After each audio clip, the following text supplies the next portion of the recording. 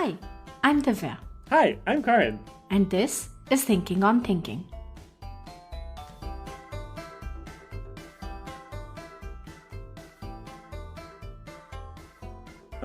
Wait, what was our first one? Success. Oh, How do you measure success? yeah. When you hear. See, it's great. Now when you listen to the episode, you'll be like, what? We talked about this? So surprising. That's very funny. I mean, I feel like in each one of these we've said like, oh, we should revisit this more deeply, right? Or like each time we've ended with a thought that we would revisit it from a different angle. So we could do that, or we can do that in a few more. What are your thoughts? I mean, I'm thinking from our poor listeners' point of view, there has to be some continuity at some point. I don't think so. I don't think people listen to. That could be an interesting thing to think about. Why do people listen to podcasts? Like, when you think about a media, there is a certain set of expectations that you bring to it. Any form, you bring a certain set of expectations to it. Even subforms, right? So, like, if we were telling a story, right? Like, if we were doing something like serial, we would need some continuity. But how much continuity does it need when we are just talking about things that have been on our mind recently, that we have been discussing? See, I really enjoy, like, have you listened to Matt Walker's podcast? I haven't. Okay, so it's about sleep. It's looking at sleep from different, just like different aspects, right? Like, how do different things affect your sleep? How do your behaviors affect your sleep? So, like, how do things like, you consume food, alcohol, cannabis, melatonin, right? Like, how can those affect your sleep? And then how can, like, different behaviors affect your sleep? But there's some amount of continuity. So he tends to do, like he'll do 3-episode arcs, or maybe a 4-episode arc on a particular topic. And then if you do listen, I tend to binge things as I listen to them, right? So I'll listen to like maybe 6 and then not listen for a while, then I listen to another 5. So then if you do it like that, you also will hear there's some continuity just in the, because he has obviously talked about that topic already. So he's aware that he's talked about it. I don't know. It kind of depends on how you think people will listen to it. I think shorter ones, like his is 12 to 15 minutes, and some of them are as short as like maybe 6 minutes or 8 minutes, right? Like those, I think they suit themselves well, where especially like if you're like, oh, I heard an insight, it was interesting to me, I want to hear more of those kinds of insights, then you're going to listen to more of them. And I feel like we're also building that kind of podcast. So like having some sort of like, I don't know, that's more just an argument for thematic continuity than anything else. That's interesting because so I'm thinking about a bunch of podcasts that I listen to, right? Like if you look at Knowledge Project, he will be talking to different people. He might interview Matthew Walker in one episode talking about sleep, and then he might interview Esther Perel talking about relationships in another episode, and then he might talk to somebody who's in the tech world or somebody who's in the finance world, and like somebody who's an athlete. Like he talks to all sorts of different people, but then what he's interested in is just how people are thinking rather than what they're thinking about. Well, would you do you ever listen to his podcast one after another? Because I will not. I usually don't listen to the knowledge. Like as soon as I listen to one, I won't listen to another one immediately. Right? I'll like maybe in the next day or in a few days. You maybe have just heard so many of them. Yeah, I am fully caught up on Knowledge Project, so I can't really answer that question. But I don't think that I ever listen to any podcast, same episodes 1 hour, like, sequentially. Even when it is story-driven podcasts, like I remember only the Magnus Archives was a podcast that I binged. I just binged through all 5 seasons of it within like a period of maybe 2.5 weeks or something like that. Interesting. And but, like even like something like Sandman, or audiobooks are different? Audiobooks are different. It's also a different app. I see. Interesting. So I generally like try to structure it like I have this weird heuristic in my mind where I listen to one sort of very deep and high density podcast. So it could be Knowledge Project, it could be Design Matters, it could be 99% Invisible. It would be just something which has like deep content. Then there would be one which is more journalistic in nature. So it could be Radiolab, or it could be something like Endless Thread or Historical Blindness. Like more, they're talking about a topic and they're just going deep diving on that topic, but like it's not something which is more generally applicable to life. And then I would have like a fiction podcast and a light podcast, and I would cycle in this 4 loop Interesting. constantly. What's a like? So a fiction podcast is a story, and then a light podcast Yeah. is like comedic. Yeah, it could be comedic, it could be just like people chit chatting with each other, or it could be like something which is more emotional or psychological in nature. So like, I listen to a couple of therapy podcasts, like the one with Laurie Gottlieb and the one with Esther Perel. Like I listen to those, or Modern Love, like stuff like that, which is more which does not involve as much cognitive energy. Let me put it like that. It doesn't involve as much cognitive energy, it just requires emotional energy. So that's like the 4th podcast. Interesting. And then I go back to the heavy one. So I mean, this is also different behavior. Then I guess like I didn't ever think that people would listen to the same podcast continuously. Oh. Even when it's the same, like, for example, so Matt Walker, I think he has 3 episodes on your body and caffeine, right? So even in that, and like one of them I think is literally 6 minutes. So, of course I'm going to listen to all 3. But then I think that like there's also this factor of I don't really have a lot of short podcasts.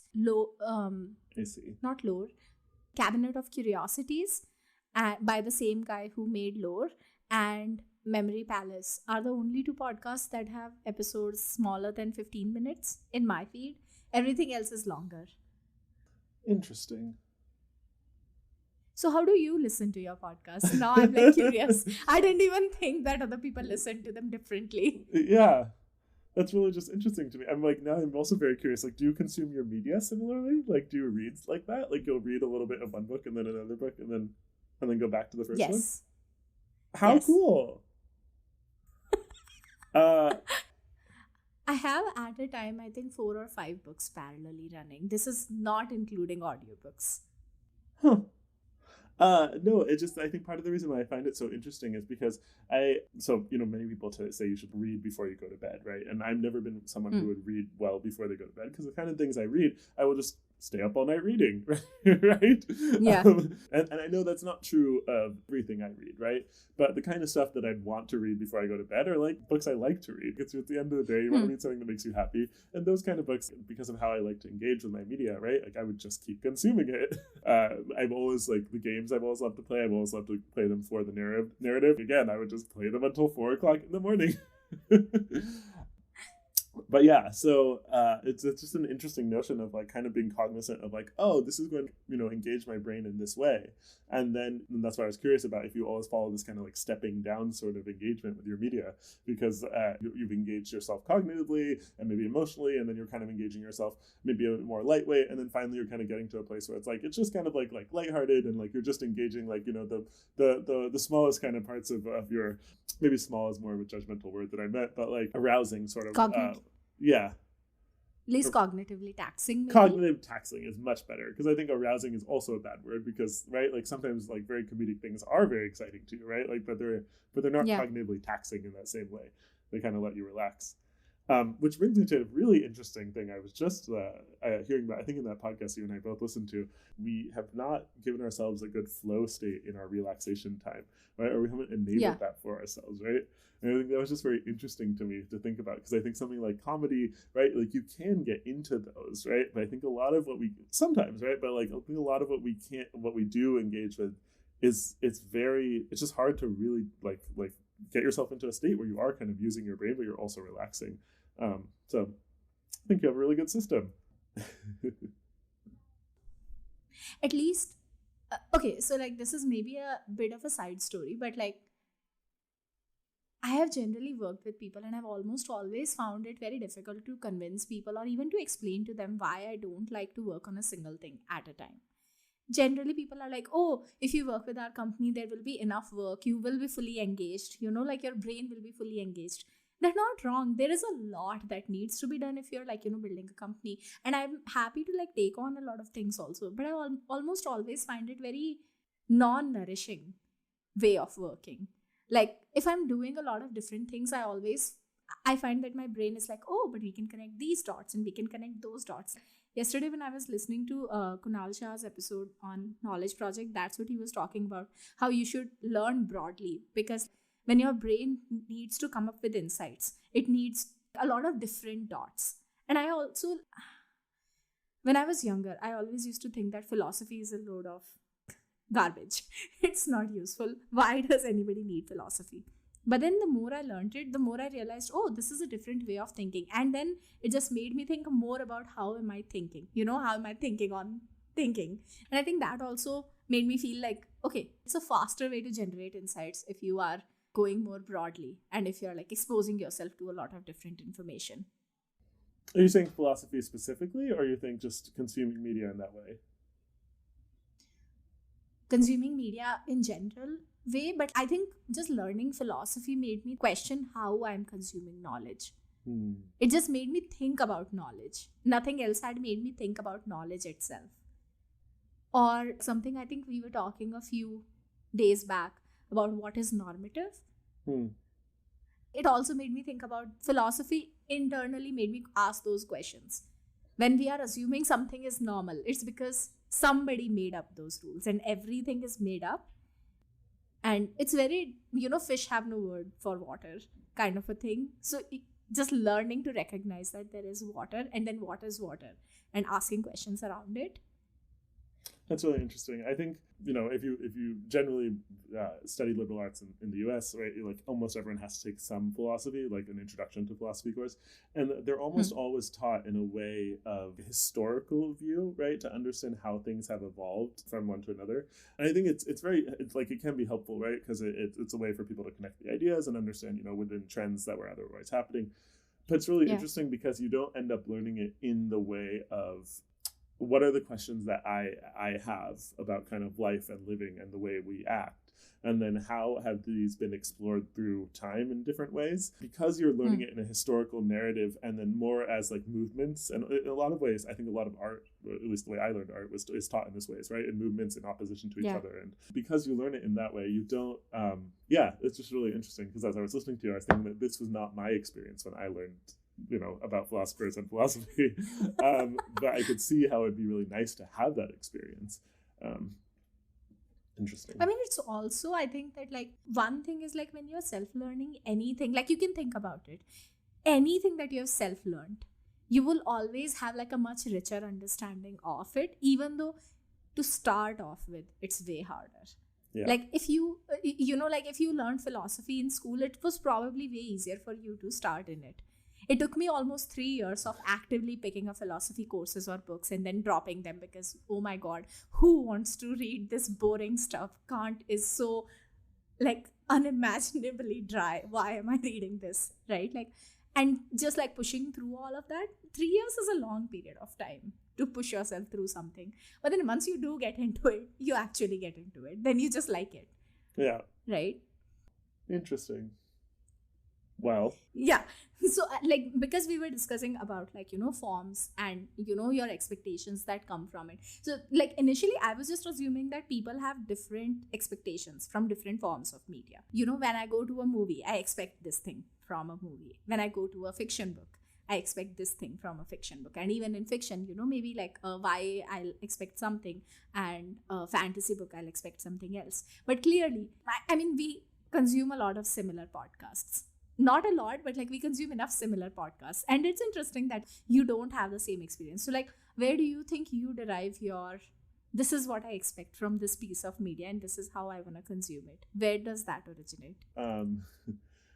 Like I like to understand things deeply, especially, I guess really it's people, right? Generally, I feel this way about people, right? That like when I meet someone, I'm like, I tend to I think the joke one of my friends had when I was much younger is that like I'm always having a new best friend. And I think, and because a lot of the podcasts that I really enjoy are about like that, right? Or they're about like people, they're sharing insights, but they're also sharing insights in a way that is, evocative maybe, or just like aware of it. They're sharing insights in a way that helps you understand their nature, right? And I think that is really interesting to me. And also there's like this element of like I don't enjoy as much closing the book, if you will, right? I enjoy knowing that there is more that I can kind of come back to, and more that I can learn. I don't know. I think that's why I think longer stories and like times where you can engage with people longer are very interesting to me. I don't know. It's hard. I don't have a maybe as crisp of a definition of it yet, unfortunately. So we'll have to revisit it at some later point when I've articulated it a little bit better. Interesting. So do you think that when you are consuming media, and then when you are creating it, right? So like, for example, when you are writing, how much of how you consume your reading influence how you write? Because your model, like my assumption here is your model of how a reader is going to see this is going to come from how you see things. Yeah, I think there's definitely truth to that, right? Like I will read books many times, right? Especially books I really like, but I will always tend to not read certain parts. One of the first books I read a ton of times was The Lord of the Rings, right? But I have like very little patience for reading songs, so I've always skimmed the songs, right? Even when they're multiple pages. and I also have very little patience for like long, elaborate. It's just like if the text is too long of a paragraph, I can't read that much paragraph at once, right? You give me small paragraphs, I'll be happy. So if it's a really long paragraph, I'm going to like read it kind of quickly, right? But I'll tend to, I like to read dialogue, right? I'll always read all the dialogue. And I do think it comes up in my writing, right? Like I know some of the feedback I've received in some of the classes I've done is just like, you've created this big, beautiful world, but it's not really clear what it is, right? Like especially for people who need more just descriptors to understand what they're imagining. I don't really need that, right? Like I am able to kind of like create whole stories in my head with very little sort of descriptors. So I'm much more excited about what these people are doing that I'm now running around with in my head than I am like, oh, so fine, he's 4 feet tall, not 8 feet tall, like whatever, you know? Like these kind of like logistics don't really matter. I mean, 4 and 8 feet are quite different. I'm sure that logistic would matter in the story. Well, but I get what you mean. Yeah. To continue in my Lord of the Rings example, like I always imagined these like the Ents being like massive trees, right? Like the big trees that you like the giant sequoias of the California, right? But then like the way they portrayed them in the movies, and I think maybe it's probably true to the books too, I've never actually double checked, right? Is that they're like 20-foot tall trees, which is totally reasonable, right? It's a very reasonable sized tree, but it's very different than a 200-foot tree. But it didn't really, I don't know, it just, I don't feel sad that I misinterpreted it, probably because I didn't read that, because I just don't care so much about I care like about the way, like I've read enough of it to understand how I should feel and how I do feel, and then that is enough for me. I don't really need to know, I don't know, the details of it, if that makes sense. Mm-hmm. So then I have an additional question. I agree with that part, like I only care about how it makes me feel. Right? But then what keeps you in a long story? Because I also feel that way, that I only care about how it makes me feel. But that's because of that, I rarely feel like I'm getting into long stories. Short stories is where my patience stops. Because these people are going on adventures together, right?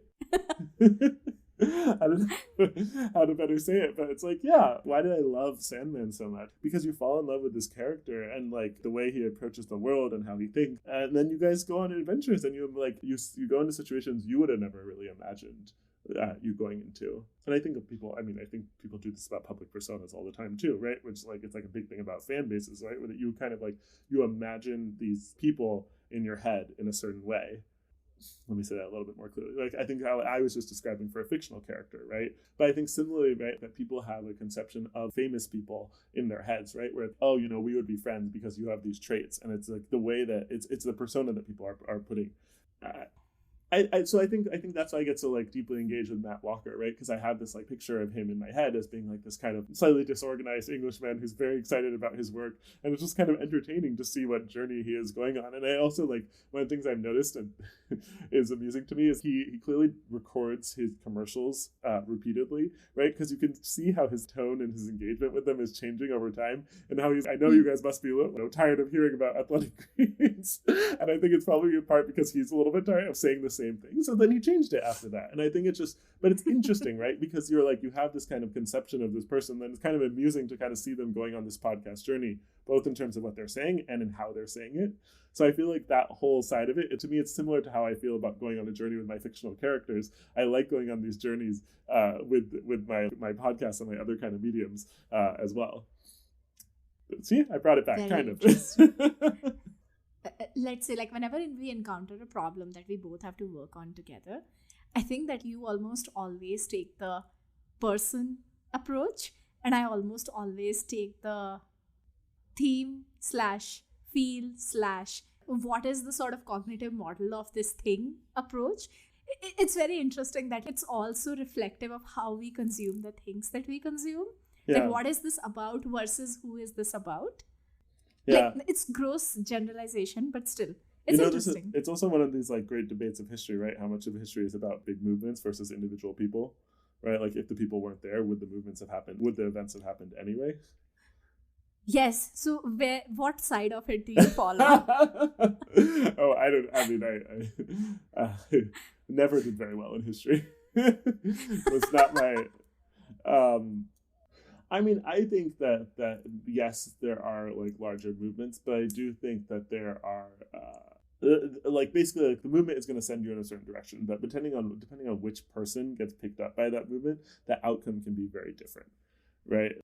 Like, I think, for example, in the U.S. has been going on a certain direction, right? Sarah Palin was a vice president candidate, and then, you know, you can very easily argue that Donald Trump came from the same sort of base, and, like, it was going in a certain direction, right? But now, if there had been a different candidate that was able to harness that energy in a slightly different direction, right? Like, just maybe someone with a slightly different background who maybe not grown up in real estate, and real estate is just a place where, yeah, you do bend a lot of rules, right? Like, that is how real estate unfortunately works in America and in a lot of countries.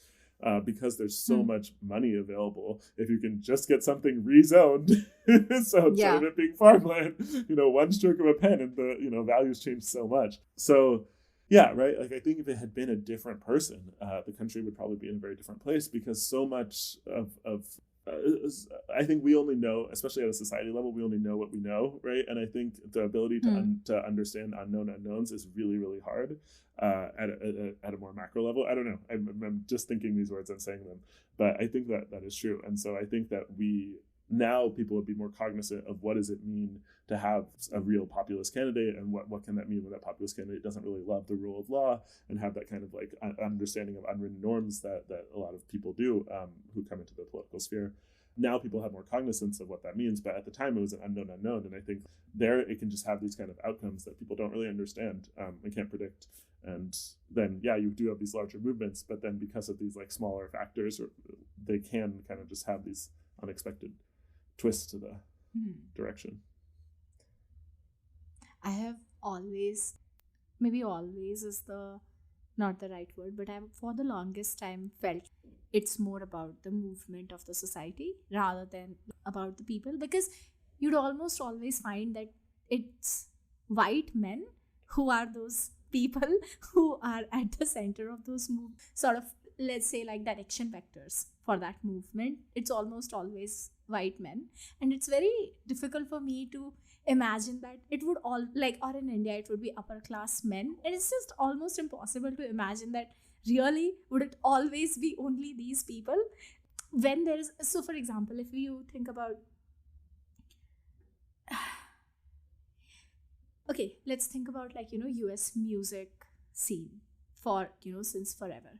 So much of it has come from like African American culture, right? Like, African people brought so much music with them and musicality, and then, you know, they gave birth to so many like blues and R&B and jazz and hip hop and rap. So many different genres are just started by Black people.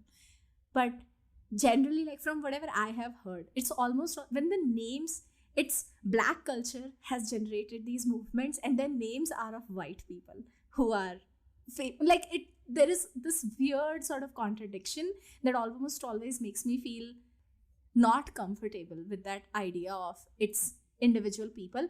There are people who manage to cash in on the flow of the tide, but the tide was already flowing in a certain direction, is how I feel about it. Yeah, I think that makes sense. I just feel like the effect of certain people on what people do when cashing in can then have later outcomes that yeah,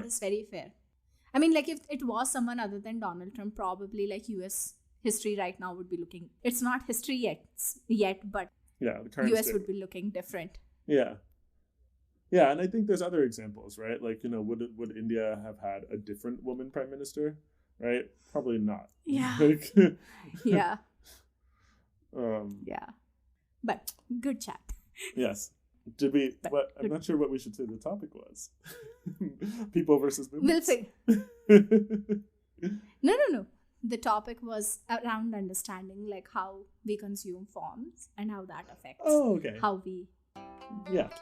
Okay, we did explore Create that from a something. couple of different places. I feel pleased. We did. Yeah. Awesome. Good talk.